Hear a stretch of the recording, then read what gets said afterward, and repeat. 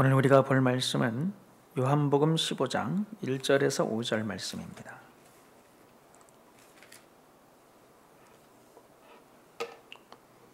요한복음 15장 1절에서 5절 말씀 보도록 하겠습니다.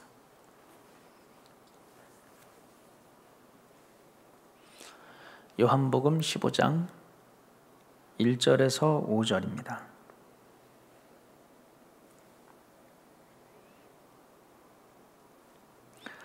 제가 봉독하겠습니다. 나는 참 포도나무요 내 아버지는 농부라. 물은 내게 붙어 있어 열매를 맺지 아니하는 가지는 아버지께서 그것을 제거해 버리시고 무릇 열매를 맺는 가지는 더 열매를 맺게 하려 하여 그것을 깨끗하게 하시느니라. 너희는 내가 일러준 말로 이미 깨끗하여졌으니 내 안에 거하라. 나도 너희 안에 거하리라. 가지가 포도나무에 붙어 있지 아니하면 스스로 열매를 맺을 수 없음 같이 너희도 내 안에 있지 아니하면 그러하리라. 나는 포도나무요 너희는 가지라. 그가 내 안에 내가 그 안에 거하면 사람이 열매를 많이 맺나니 나를 떠나서는 너희가 아무것도 할 수 없음이라. 아멘. 오늘 본문의 말씀을 통하여서 하나님 발견하기 8번째 시간으로 함께 하시는 하나님이라고 하는 제목으로 말씀을 나누겠습니다.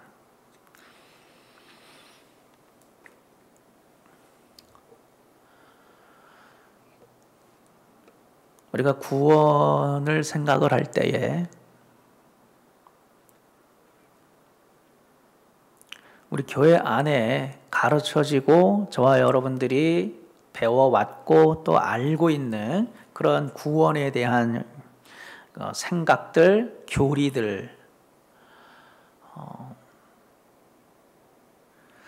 그 구원에 대한 교리는 상당 부분 죄를 용서하는, 대속하고 속죄하는 형벌대속이라고 그러죠. 우리가 마땅히 벌을 받고 죽을 수밖에 없는 우리를 대신하여 예수 그리스도께서 십자가에 못 박혀 죽으심으로 우리의 죄를 용서하시고 깨끗게 하신, 그래서 저와 여러분들이 깨끗해진 거 아니겠어요? 그 죄 용서, 속죄에 아주 포커스를 많이 하는 경향이 있습니다. 그거는 사실은 일부분인데 그게 굉장히 최종적인 결론인 것처럼 생각을 할 때가 많이 있죠. 죄 용서가 구원은 아니죠. 죄를 용서받으면 어떻게 됩니까? 우리가 생명을 얻죠. 영생을 얻죠. 그러니까 구원은 그럼 영생을 얻는 거냐? 틀린 건 아니에요. 구원은 그러면 죄 용서받는 거랑 상관없느냐? 상관이 있어요. 틀렸다는 게 아니라 온전하게 가르쳐지지 않는 데 문제가 있는 거죠. 구원은 영생을 얻는 거예요. 영원한 생명을 얻는 겁니다. 그러면 영원한 생명을 어디서 누리느냐? 천국 가서 그러는 거죠. 하나님 나라죠. 천국입니다. 그러니까 구원은 천국 가는 게 틀린 건 아니에요. 지옥에 안 가는 거 틀린 말은 아닙니다. 그러나 그게 전부는 아닌데 이 범주를 벗어나지 못하고 있기 때문에 좀 아쉽다는 거죠. 예수님을 통하여서 우리의 죄가 용서받는 거, 예수님을 통하여서 여러분들이 받아야 될 죄의 형벌, 율법을 어긴 그 죄의 형벌을 예수님이 대신 받으시는 것. 그래서 세상 죄를 지고 가는 하나님의 어린 양이로다. 6월절 어린 양이에요. 맞아요. 그래서 우리는 영생을 얻어요. 그래서 천국에 갈 수 있어요. 다 좋은데 그게 전부가 아닌데, 그게 최종적인 것은 아닌데 우리가 여기에만 포커스를 하다 보니까 우리가 한 계단 더 올라가는 것을 잘 못한다는 거죠. 종교개혁을 했던 루터는 오직 믿음으로 말미암는 칭의, 의로움, 그래서 오직 믿음으로 강조를 했습니다. 그러다 보니까 오직 믿음으로 말미암아 예수 그리스도의 공로를 힘입어 예수 그리스도의 십자가의 죄 씻음, 속죄와 대속, 구속 다 마찬가지죠. 그 은혜를 우리가 얻는 거잖아요. 그래서 구원을 얻는 거잖아요. 그래서 우리가 의롭다함을 받는 거잖아요. 루터는 여기까지 이것만 강조했어요. 왜냐하면 성화는 강조를 안 했어요. 왜냐하면 성화를 강조하다 보면 카톨릭이랑 싸우다 보니까 카톨릭은 약간 성화를 강조하는 측면이 강하거든요. 카톨릭은 의롭게 되는 것은 물론 예수 그리스도를 통해서 의롭게 되는 건 카톨릭도 그리스도를 믿으니까 나름대로 믿잖아요. 그러니까 그걸 부정하는 건 아닌데 카톨릭은 성화를 강조한다는 거예요. 그래서 우리가 예수를 믿고 계속해서 선행을 쌓고 그래야 칭의에 이른다는 거예요. 오직 예수 그리스도로만이 아니고 우리가 예수 그리스도를 믿고 선행을 쌓을 때 우리가 성화되어 가는 것을 통하여서 실제로 그 사람이 인격이 성숙하고 그 사람이 더 성장하고 그렇게 되면 그 사람이 실제로 의로운 사람이 된다는 거예요. 논리로만 보면 그것도 말이 안 되는 건 아니죠. 근데 성경적이지 않아서 그 문제죠. 왜냐하면 더 의롭게 되면 그 사람이 의롭다고 하는 건 맞죠. 근데 그래서 카톨릭은 선행을 강조하잖아요. 행위로 말미암는 구원. 그래서 기독교는 항상 카톨릭을 경계를 할 때에 오직 예수 그리스도의 그 십자가의 공로, 그 주님의 의가 전가되어서 우리에게 전가가 되는 거죠. 우리가 의롭다함을 받는 것이 아니라 성도 개개인이 성례에 참여함으로 선행을 함으로 그게 고해성사가 될 수도 있고 그게 성찬식에 참여하는 걸 수도 있고 그게 이웃을 돕는 것일 수도 있겠죠. 그러한 것들을 통해서 점점 그 사람이 거룩해진다면 그게 바로 칭의다라고 하는 거예요.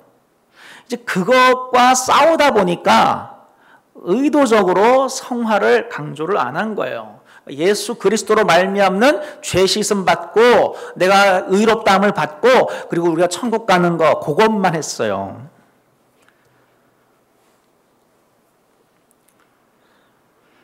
그렇지만 그게 구원의 전부는 아니죠. 구원은 뭡니까? 구원 받았다라고 하는 것은 우리가 결국에는 하나님의 생명을 얻고 하나님의 생명 안에서 하나님과 교제하며 영원토록 살아가는 것. 그게 구원 아니겠어요?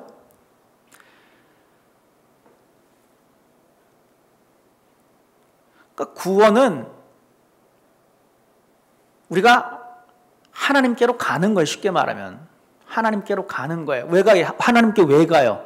하나님과 교제하기 위해서. 하나님과 함께 영원히 살기 위해서. 우리가 하나님 안에 거하고 하나님 우리 안에 거하는. 예수님이 항상 하나님 보좌 우편에 앉아 계셨죠. 성삼위 하나님은 서로가 떨어지지 않고 항상 친교하시는 분이시죠. 구원은 죄로 말미암아 하나님과 떨어졌던 분리가 되었던 하나님과 분리가 됐잖아요. 떨어졌단 말이에요.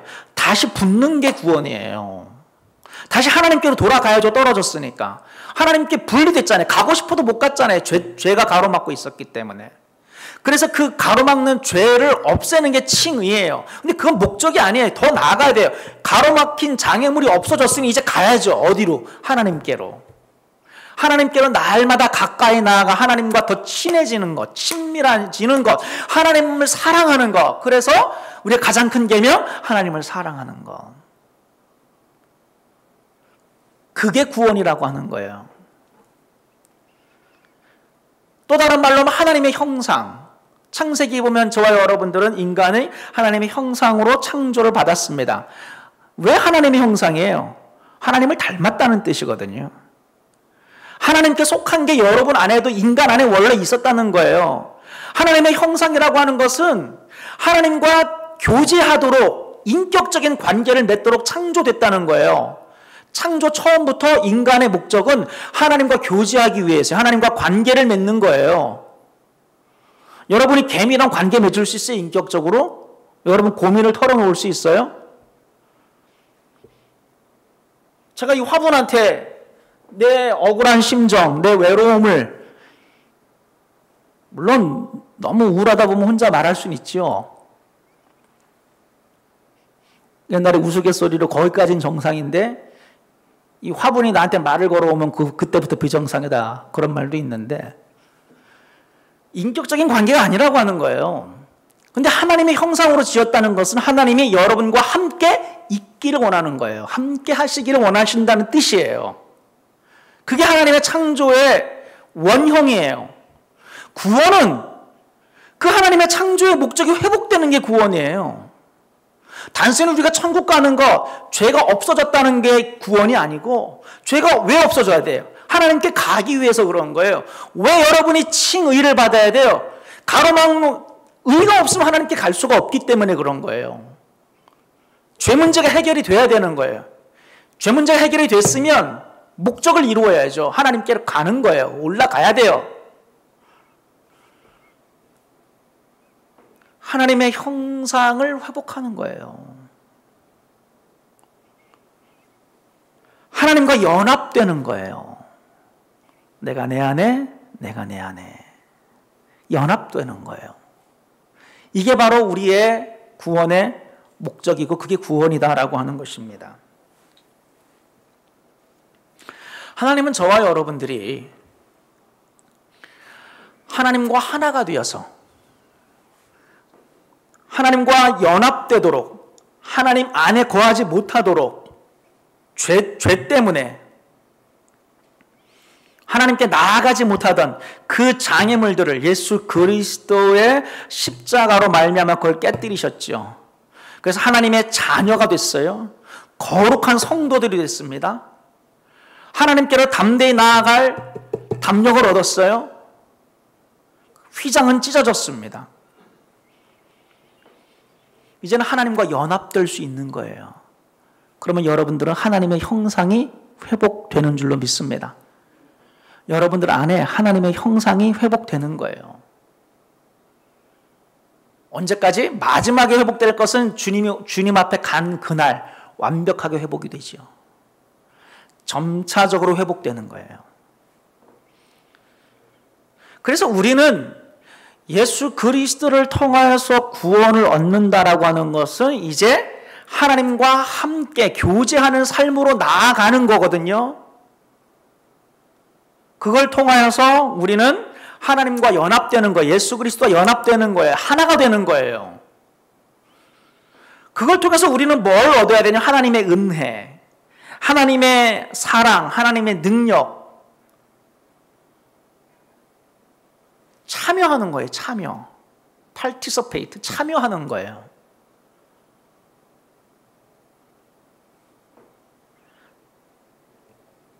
그게 바로 구원의 목적이다라고 하는 것입니다. 저는 여러분 모두가 구원을 받고 하나님의 거룩한 성품에 참여해서 여러분도 거룩해지고 하나님의 바다 같은 그 사랑에 참여해서 하나님의 형상이 회복되면 그렇게 되는 거예요. 점점 사랑의 인격으로 변화되는 하나님의 형상으로 변화되는 그리스도의 장성한 분량까지 자라게 되는 그러한 저와 여러분들이 되기를 주님의 이름으로 축원드립니다. 목적은 이루어져야 되는 거예요. 하나님의 구원의 목적은 죄를 씻는 데 있는 게 아니에요. 하나님의 구원의 목적은 여러분들을 지옥에 안 보내고 그냥 천국 가는 거 그게 맞기는 맞는데 조금 더 그걸 디테일하게 풀었으면 구원의 목적은 여러분들을 하나님께로 오게 만들어서 하나님의 하나님의 형상이 회복되는 걸 통하여서 하나님과 교제를 하는. 그래서 내가 내 안에, 내가 내 안에 거하면 열매를 맺는 거죠. 성령의 열매를 맺게 되는 거예요. 그 하나님의 형상으로 점점 성숙해가는, 변화되어져 가는. 그게 바로 구원의 목적인데, 이 목적이 이루어져야 되는데 정작 당사자인 저와 여러분들이 이 목적에 관심이 없으면 안 된다는 거예요. 우리가 루터처럼 그럼 하나님의 형상으로 회복되어져 가는 하나님과의 친밀한 교제의 삶, 그건 정말 경건한 삶이고 거룩한 삶인데, 그럼 그거 못하면 구원 못 받아요? 그게 아니라, 구원은, 칭의는 저와 여러분들이 예수 그리스도의 공로를 통하여서 우리는 의롭다함을 받아요. 그건 결정적인 의예요. 더 의로운 사람, 덜 의로운 사람은 이 세상에 존재하지 않아요. 왜? 예수 그리스도의 의가 전가된 것이기 때문에. 카톨릭처럼 여러분들이 잘 살면 더 의롭고 못 살면 덜 의로운 게 아니라 그냥 결정된 거예요. 그냥 딱 하나예요. 하나의 의만 있어요. 예수 그리스도의 그 완벽한 의가 여러분에게 전가되는 거예요. 그게 목적이 아니라 그걸 통하여서 저와 여러분들이 이제는 하나님 앞에 나아가는 것. 우리가 루터보다는 좀 나아야 되지 않겠습니까? 몇백 년 전의 사람인데요. 저는 항상 그렇게 생각을 합니다. 이거는 잘 나누진 않는 얘기인데, 저는 항상 스스로 생각하길 나는 루터와 칼빈보다 훨씬 똑똑하다 그렇게 생각을 합니다. 왜냐하면 몇백 년 전의 사람, 현대의 어떤 과학자가 있어요. 의사가 있어요. 500년 전, 1000년 전의 의사보다 현대 의사가 못할까요? 훨씬 뛰어나요. 과학자 훨씬 뛰어납니다. 제가 칼빈은 사실 천재였거든요. 천재였어요. 그는. 그러니까 전 천재가 아니니까 동시대 사람이면 칼빈이 훨씬 뛰어나죠. 근데 저는 이미 몇백 년 뒤에 이미 훨씬 더 많은 지식을 습득하고 훨씬 더 많은 정제된 인포메이션이 많은 거예요. 이미 고급 교육을 받은 거예요. 교육 수준이 달라요. 그러니까 더 똑똑한 거예요. 그러니까 내가 칼빈보다 이렇게 추앙하는 분위기가 아니라 칼빈의 책을 보고 루터의 책을 보고 평가하는 위치에 있어도 된다는 거예요. 우리가 루터가 카톨릭이랑 싸우다 보니까 성화를 강조하지 않았지만 그건 잘못된 거거든요. 그거는 구원의 목적이라고 하는 거예요. 구원의 목적. 카톨릭처럼 그렇게 성화되지 않으면 구원이 없다. 요즘에 그렇게 또 구원론이 잘못된 그런 가르침도 사실 있어요. 우리의 삶으로 구원받는다라고 하는, 그건 잘못된 가르침이죠. 여러분의 삶으로 구원받지 않아요. 여러분의 행위로 구원받지 않아요. 다만 그건 구원의 목적이에요. 더 나은 삶으로 예수 그리스도를 닮은 삶으로 나아가도록 하는 것, 그건 구원받고 난 목적이 되는 거죠. 거기까지 나아가는 거죠. 저와 여러분들은 이러한 주님의 마음과 목적을 깨닫고 우리는 날마다 하나님 안에 거하는, 하나님이 우리 안에 거하는 삶을 사모하면서 그 방향으로 나아가야 된다. 예수 그리스도의 제자, 우리는 자꾸 제자 그러면 예수를 따르는 측면만 생각을 하는데 따르는 게 뭔지를 생각을 해봐야 돼요. 예수 그리스도를 따라 사는 것은 뭘 행하는 것, 뭘 행하는 게 1차적으로 생각을 하잖아요. 따른다는 것은 뭘 행하는 거니까. 근데 예수 그리스도를 따른다는 것은 그냥 사는 거예요. 사는 거. 예수와 함께 사는 거예요. 제자들이 뭐 다른 거 했어요? 솔직히 그냥 예수님이랑 같이 살았지. 성경책 보세요. 제자들이 뭐 대단한 일을 했나. 그냥 예수님과 함께 3년간 사는 거예요. 그게 제자예요. 우리가 정말 예수 그리스도의 제자라면 할 일은 하나님과 함께 사는 거예요. 예수와 함께 사는 거예요. 내가 그 안에, 그가 내 안에 함께 살아가는 거예요. 그게 가장 중요한 거예요. 그게 구원에 있어서 가장 꼭대기에 있는 거예요. 영원에 살아서 뭐 할 거예요, 여러분? 금이랑 뭐 다이아몬드랑 뭐 보석이 있으면 뭐가 좋아요? 그거 금방 실증납니다. 영생은 그리스도를 아는 거라 그랬어요. 영생은 다른 게 아니에요. 여러분들이 정말 예수 그리스도를 아는 거, 하나님을 알아가는 거, 영원토록 교제하는 거예요. 오범준 목사에 대해서 많이 아시는 분도 있고 적게 아는 분도 있어요. 우리가 하나님에 대해서 아는 게 영생이에요. 안다는 것은, 성경에서 안다는 것은 지식적인 알미 아니라 관계를 통하여 체험적으로 알아가는 거죠. 그게 영생이라고 하는 거예요. 영원토록 하나님을 알아가는 것. 뭐가 성경 공부할 일은 없을 거예요. 하나님과 관계를 통하여서, 친밀한 교제를 통하여서 그분의 거룩함, 그분의 사랑, 그분의 은혜, 그분의 성품을 내가 알아가는 것. 그 영광 가운데 참여하는 거죠. 그게 영생이라고 하는 거예요. 그러므로 저와 여러분들은 구원받은 이후로 우리는 뭘 해야 될 것인가? 예수 그리스도 안에서 자라나는 거예요. 성화되는 거예요. 하나님의 형상으로 회복되는 거예요. 그리스도의 장성한 분량까지 이루는 거예요. 그건 다시 말하면 날마다 하나님 안에 거하는 삶이 없이는 안 된다라고 하는 겁니다. 오늘 본문에 보면은 명백하게 이야기하고 있어요. 내 안에 거하라, 나도 너희 안에 거하리라. 가지가 포도나무에 붙어있지 아니하면 뭐라고요? 스스로 열매를 맺을 수 없음같이 너희도 내 안에 있지 아니하면 그러하리라. 나를 떠나서는 너희가 아무것도 할 수 없습니다.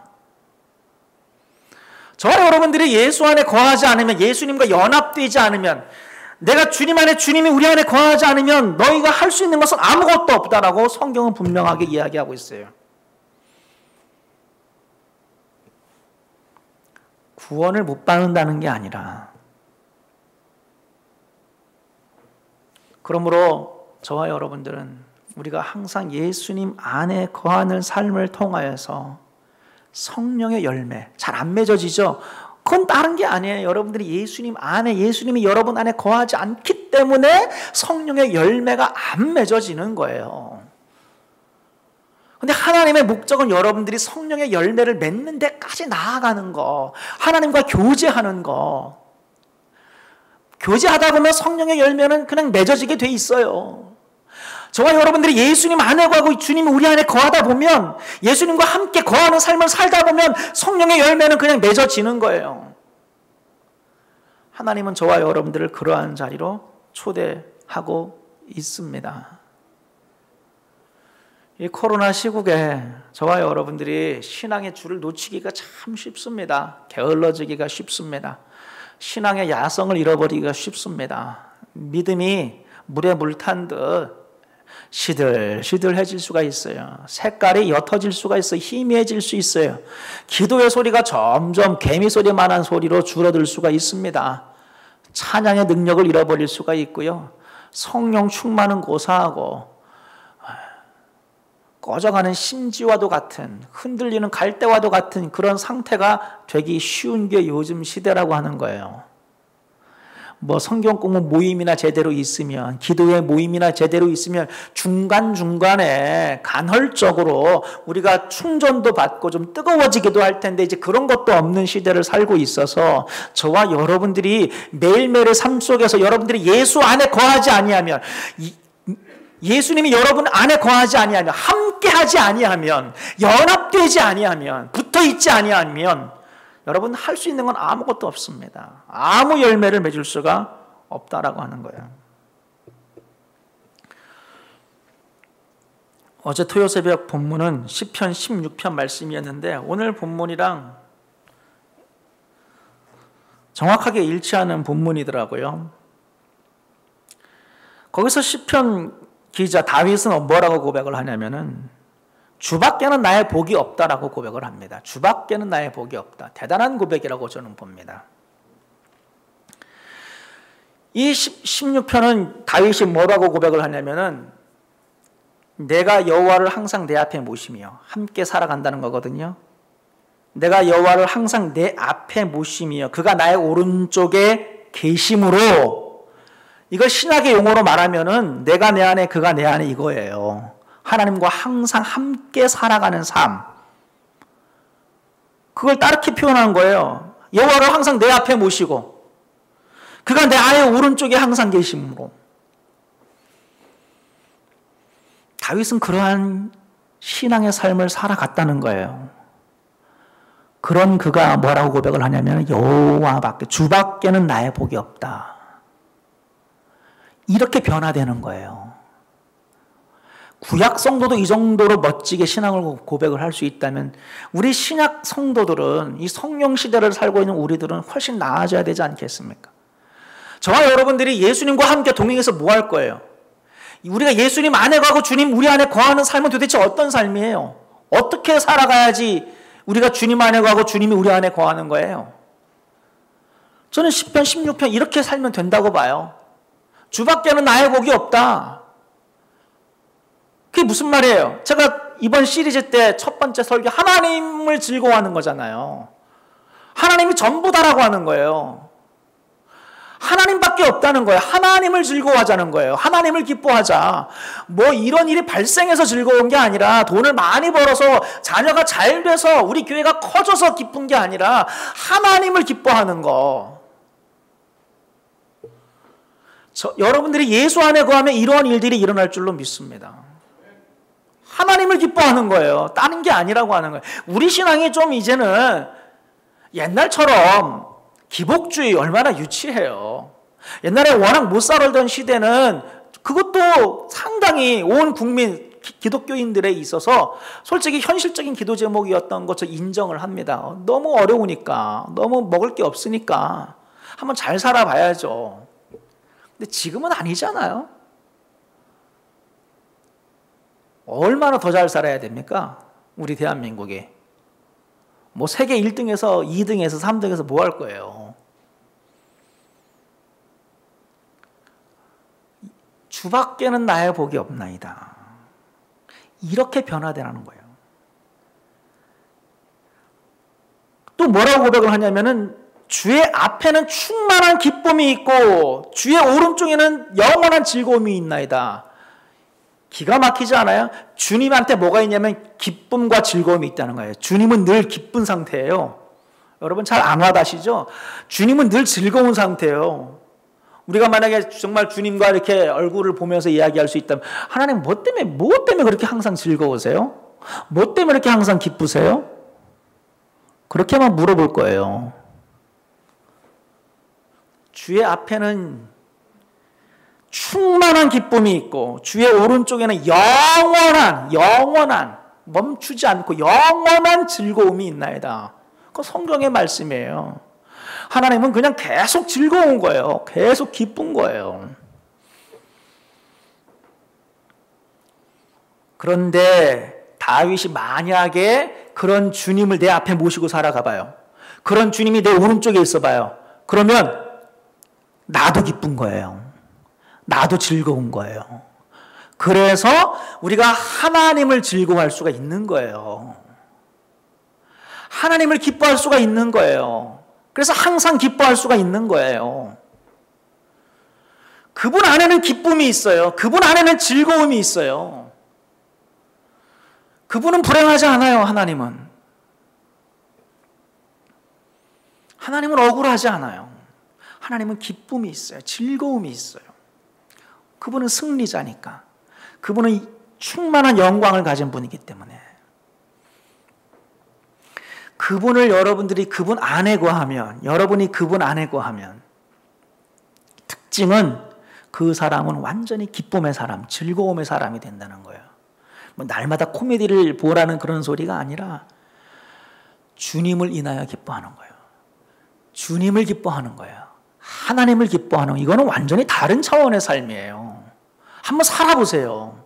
하나님을 한번 기뻐해 보세요. 그거 대단한 거예요. 하나님을 기뻐하는 거. 주밖에는 나의 복이 없나이다. 이거 대단한 고백이라고 하는 거예요. 그런 신앙을 고백하니까 어떤 일이 일어나냐면은 주는 나의 산업과 나의 잔의 소득이시니 나의 분깃을 지키시나이다. 주님이 나의 소득이라는 거예요. 주님이 나의 인컴이에요. 주님이 나의 산업이에요. 주님이 나의 비즈니스예요. 여러분의 비즈니스는 딴 데 있잖아요. 여러분의 인컴은 회사에서 주잖아요. 소비자한테서 나오잖아요. 근데 시편의 고백은 하나님이 나의 인컴이고 하나님이 나의 비즈니스라는 거예요. 나의 분깃을 지키시나이다. 재산을 관리한다는 거죠.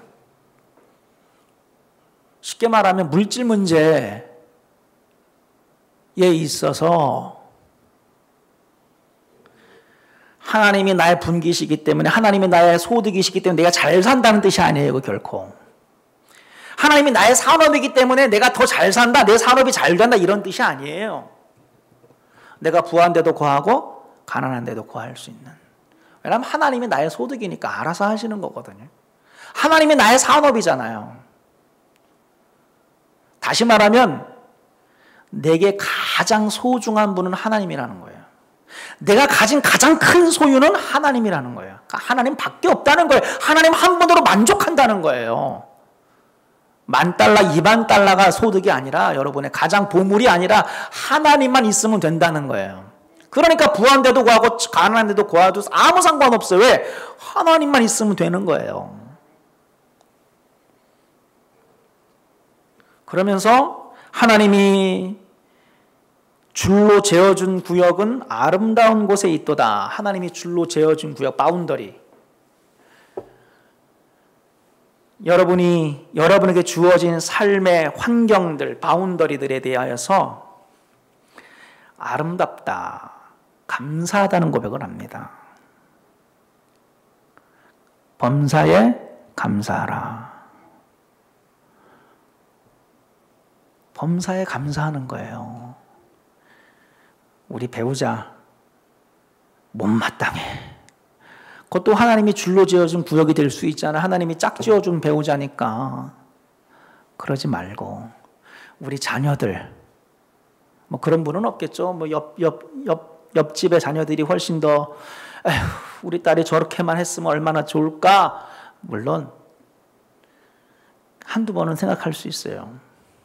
그러나 정말 우리가 하나님 안에 거하고 하나님이 우리 안에 거하면 그 사람은 물질의 문제에 있어서 초월하게 되고, 두 번째로는 자기 삶의 바운더리에 대해서 자기에게 주어진 이 삶에 대하여, 그게 사람이든 환경이든 직업이든 뭐든지 간에 긍정하게 됩니다.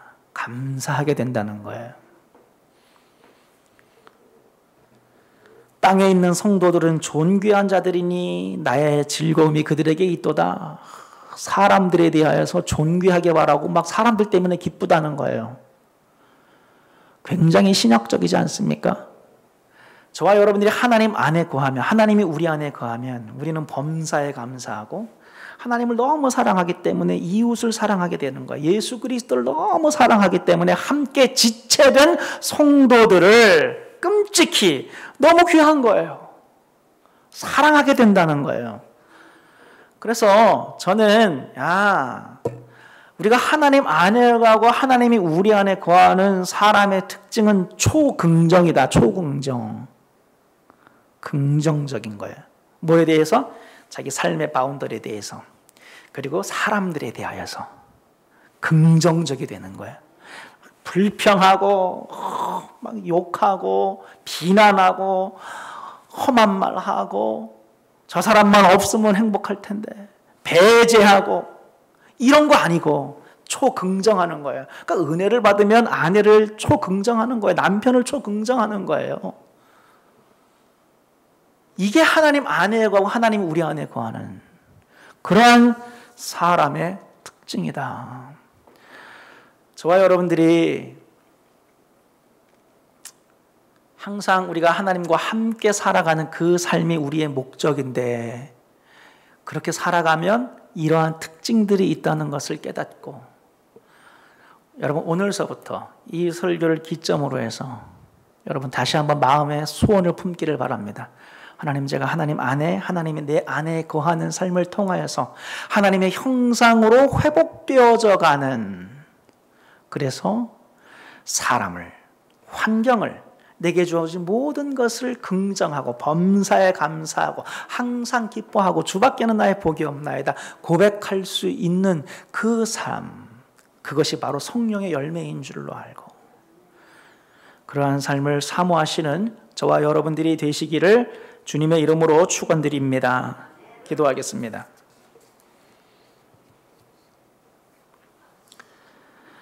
하나님 아버지, 감사합니다. 주님의 목적은 우리를 의롭게 하여 죄의 문제를 해결하심으로 항상 우리와 함께 하시고 우리가 하나님과 함께 하는 그 삶으로 나아가 자라고 성숙하고 성화되고 하나님의 형상으로 회복되어져 가는, 그래서 주님의 기쁨, 주님의 즐거움, 주님의 사랑, 그 마음이 충만한 성령의 열매를 맺는 사람 되게 하여 주옵소서. 예수님의 이름으로 기도하옵나이다. 아멘. 다 함께 자리에서 일어나셔서 찬송가 94장 부르시면서 준비한 예물 봉헌하겠습니다.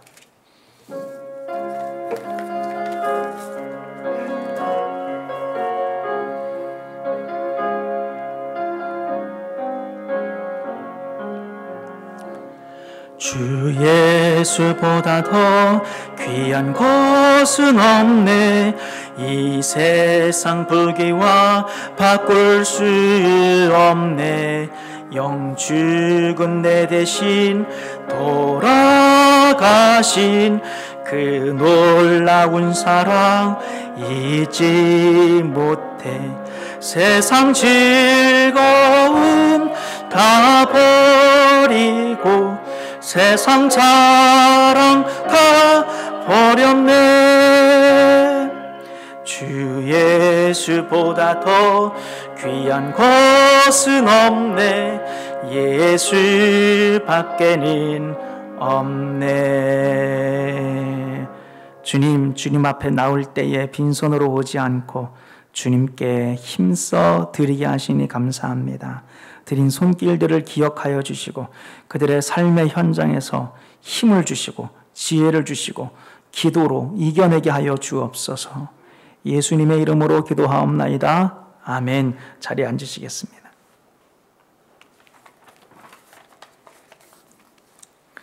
광고 드리겠습니다. 오늘 예배에 오신 모든 분들을 주님의 이름으로 환영합니다. 교육부가 계속해서 재개가 되고 활동하고 있습니다. 위에서 기도해 주시기를 바랍니다. 요즘에 또 친교실에서 우리 아이들이 뛰어다니고 또 아이들의 목소리가 들리고 또 웃음소리가 들리는 것이 역시 집안에는 애들이 있어야 된다. 우리 가정마다 그런 소리를 하는데 교회도 마찬가지인 것 같습니다. 그 하나님께 감사하고 이 교육부를 위해서 여러분 계속해서 기도해 주시기를 부탁을 드립니다. 새가족 환영회 광고입니다. 오늘 주일 친교 때 새가족 환영회가 있겠습니다. 대상은 우리 장은수 안수 집사님, 이정은 집사님, 그 다음에 자녀는 장성모, 장윤모가 있고요. 정재호 전도사님, 지연실 사모님, 자녀는 정초은, 정시은입니다. 최정수 성도님, 지연화 성도님. 지연화 성도님은 지연실 사모님의 여동생이세요. 자녀는 최사랑입니다. 새 가족을 환영하는 시간이 있겠습니다. 길지 않으니까 여러분 참여하시면 좋겠습니다. 지난주 방문한 새 가족 최정수, 지연화 성도님 환영하고요. 오늘 식사 친교 저희 가정에서 했습니다. 감사드립니다. 이상 광고를 마쳤고요. 오늘서부터는 예배 포맷을 다시 그 코로나 이전으로 옛날에 이렇게 했었거든요. 그 전으로 돌아갔습니다. 그래서 코로나 때문에 이제 경배와 찬양을 못하고 그냥 찬송가 딱 두 곡만 하고 예배를 순서를 대폭 줄이고 이렇게 했었었는데 다시 또 예배 포맷을 이렇게 오늘서부터 바꿨습니다. 여러분 참고하시기를 바라겠습니다. 예, 이상 광고를 마쳤고요. 우리 마지막 찬양할 텐데요. 다 같이 자리에서 일어나셔서 우리 마지막 찬송 송축해 내 영혼 찬양하고 축도로 예배를 마치겠습니다.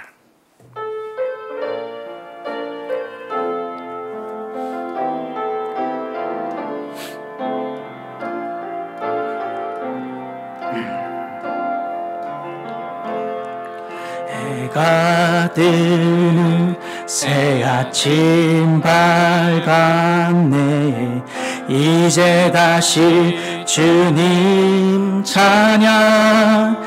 무슨 일이나 어떤 일이 내게 놓여도 저녁이 올 때 나는 노래. 우리 처음부터 해가 뜨는 새 아침.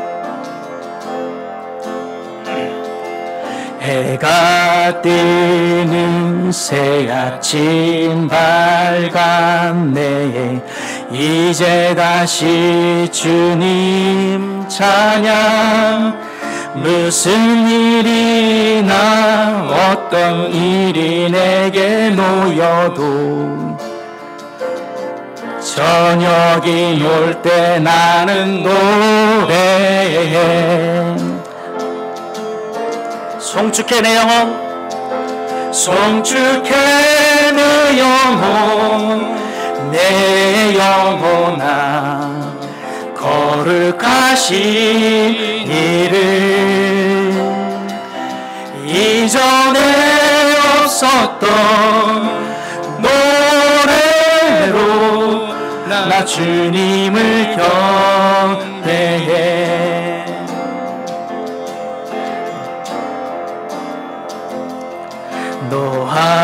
노하기를 더디하시는 주, 그의 크신 사랑 넘치네. 주의 선하심 내가 노래하리. 수많은 이유로 나 찬양해. 송축해 내 영혼, 송축해 내 영혼, 내 영혼아 거룩하신 이름. 이전에 없었던 노래로 나 주님을 경배해. 송축해 내 영혼, 송축해 내 영혼, 내 영혼아 거룩하신 이름. 이전에 없었던 노래로 나 주님을 경배해. 나 주님을 경배해. 나 주님을 경배해.